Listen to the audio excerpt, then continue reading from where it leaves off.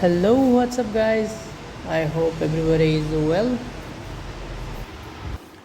Today I have one Honda Accord, and this car have a problem. You can see here P2649 rocker arm oil control valve 2 A circuit high voltage.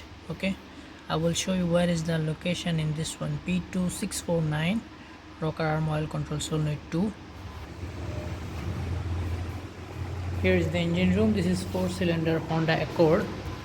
So you can see here engine this side. Inside you can see this is the sensor. Here